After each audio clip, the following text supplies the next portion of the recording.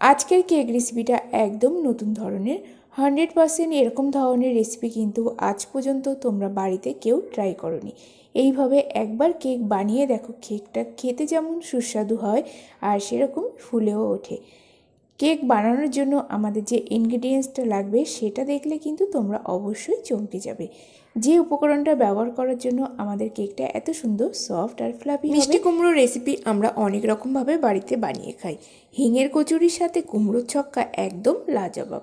কুমড়ো আমরা চিংড়ি মাছ, পুঁই শাক, মাছের মাথা যে কোনো দিয়ে কিন্তু চচ্চড়ি, ঘন্ট সমস্ত কিছু বানিয়ে খাই।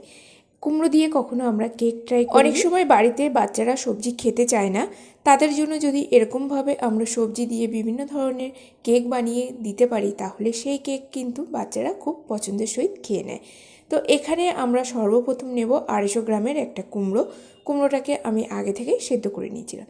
কুমড়ো এখানে আমরা বেশি সেদ্ধ করব না, মোটামুটি হাফ বয়েল কুমড়োটা ব্যবহার করব। কুমড়ো ছোটো ছোটো করে কেটে একটা মিক্সচারের মধ্যে দিয়ে দিলাম, তার সাথে আমরা একটা ডিম দেবো। এরপর আমরা মিক্সচার গ্রাইন্ডারে ব্লেন্ড করে একটা স্মুথ ব্যাটার রেডি হচ্ছে। এই সময় আমরা চেক করে নেব যাতে আমাদের কুমড়োর কোনো শক্ত ভাবটা যেন না থাকে। যদি থাকে তাহলে আমরা আরেকবার ব্লেন্ডারে ব্লেন্ড করে নেব। আর এখানে চাইলে তোমরা কুমড়োটাও গ্রেটারে গ্রেট করে দিতে পারো। আর অতি অবশ্যই কুমড়োটা কিন্তু তোমরা এখানে হাফ বয়েল কুমড়ো ব্যবহার করবে, কাঁচা কুমড়োটা ব্যবহার করো না। যদি ডিম আর কুমড়োর ব্যাটারটা আমার এখানে তৈরি হয়ে গেছে, এরপরে সম্পূর্ণ ব্যাটারটা আমি একটা বাটির মধ্যে নিয়ে নিলাম। কেকটা তৈরি করতে কিন্তু খুবই সোজা, সামান্য কিছু উপকরণ, শুধু আমাদের কুমড়োটা যদি হাফ বয়েল থাকে তাহলে আমরা কিন্তু যে কোনো সময় কেক রেডি করে নিতে পারি। আর এই কেকটা তৈরি করার জন্য তোমরা একদম হলুদ মিষ্টি কুমড়োটা নেবে। এর মধ্যে আমরা দিয়ে দেবো 1/4 কাপ গুঁড়ো চিনি। গুঁড়ো চিনিটা ব্যবহার করো, দানা চিনি ব্যবহার করলে আমাদের এখানে চিনিটা মেল্ট হতে অনেকটা সময় লেগে যাবে। চিনিটা মেল্ট হয়ে গেলে এর মধ্যে আমি 1/4 টিস্পুন ভ্যানিলা এসেন্স দিয়ে দিলাম। এরপর দেব আমি মিল্ক এসেন্স। যদি তোমাদের কাছে মিল্ক এসেন্স না থাকে তাহলে তোমরা শুকনো উপকরণের সাথে 1 tablespoon milk powder add করো। এখানে আমি মিল্ক এসেন্স ব্যবহার করেছি 1/4 টিস্পুন। এরপর আমরা শুকনো উপকরণ অ্যাড করে দেব। দিলাম আমি এখানে 1 কাপ ময়দা, তার সাথে আমরা 1 চুটকি লবণ অ্যাড করব আর বেকিং পাউডার অ্যাড করব আমি এখানে হাফ টিস্পুন। 1/4 টিস্পুন আমরা এখানে অ্যাড করে দেব বেকিং সোডা। তার সাথে আমরা দিয়ে দেবো দারচিনি গুঁড়ো, এখানে আমি হাফ টিস্পুন, আর একটু লবঙ্গ গুঁড়ো আমি দিয়েছি 1/4 টিস্পুন।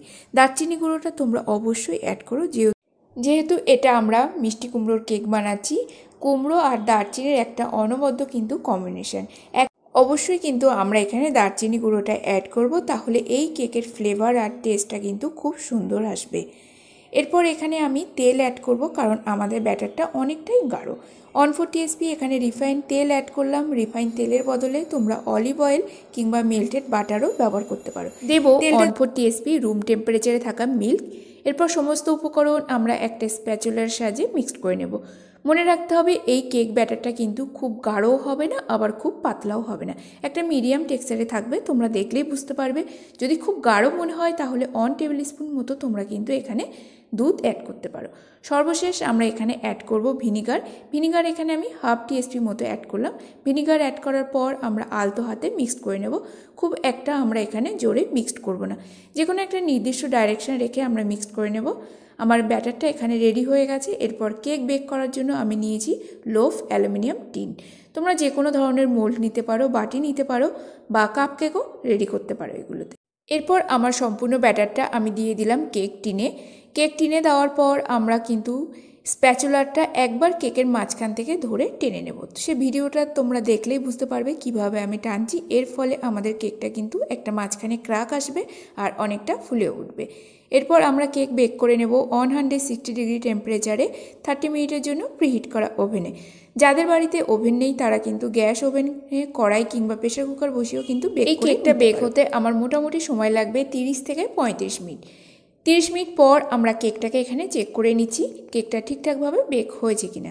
এখানে আমাদের টুথপিকটা যদি ক্লিন আসে তাহলে আমরা কেকের ওভেনটা বন্ধ করে দেবো, আর যদি কেকের ব্যাটারটা টুথপিকের গায়ে লেগে থাকে তাহলে আমরা 10 মিনিটের জন্য বেক করে নেব। তো আমি টুথপিকটা একটু কেকের মধ্যে প্লেস করে দেখছি, দেখো আমাদের এখানে টুথপিকটা কিন্তু একদম ক্লিন হয়নি, কেক ব্যাটার লেগে আছে, তার জন্য আরও আমি 10 মিনিটের জন্য বেক করে নেব। কেকটি বেক হতে মোটামুটি সময় লেগেছিল 40 মিনিট। 40 মিনিট পর একটু ঠান্ডা হয়ে গেলে আমরা ওভেন থেকে কেক বের করে নিলাম। আর কেকের মাঝখান থেকে দেখো কত সুন্দর একটা ক্র্যাক এসছে। মানে এই যে আমরা উপকরণগুলো ব্যবহার করেছি সমস্ত কিছু কিন্তু একদম পারফেক্ট পরিমাপে এখানে হয়েছে। তার ফলে আমাদের কেকটা এত সুন্দর ফ্লাফিনেস হয়েছে। আর ভেতরে তোমাদের কেটে দেখালে বুঝতে পারবে কত সুন্দর এখানে মার্কেট স্টাইলে কেকের মতো কিন্তু টেক্সচার এসছে। আর কেকটা রেডি করে খাওয়ার পর তোমরা বুঝতেও পারবে না অ্যাকচুয়ালি এটা কুমড়ো দিয়ে রেডি করা কেক। আজকের রেসিপিটা কেমন লাগলো বন্ধুরা অবশ্যই কমেন্ট করে জানিও। ভালো লেগে থাকলে লাইক, কমেন্ট, শেয়ার, সাবস্ক্রাইব করে দিও। তার সাথে আমার রেসিপিটা প্রচুর শেয়ার করো। একবার অন্তত হলেও তোমরা এই ধরনের কেক রেসিপিটা বাড়িতে সবার সাথে শেয়ার করো। আর কেমন লাগলো সেটা আমাকে কিন্তু কমেন্ট করে জানিও। আজকের মতো ভিডিওটি এখানে শেষ করছি। দেখা হবে নতুন একটা পর্বে। ততক্ষণ সবাই ভালো থাকবে, সুস্থ থাকবে। আর বাচ্চাদেরকে এরকম ধরনের সবজি দিয়ে যদি কেক বানিয়ে খাওয়ানো যায় তাহলে বাচ্চা থেকে বড় কিন্তু সবাই খুব খুশি হবে। Thanks for watching my channel. Take care, bye by.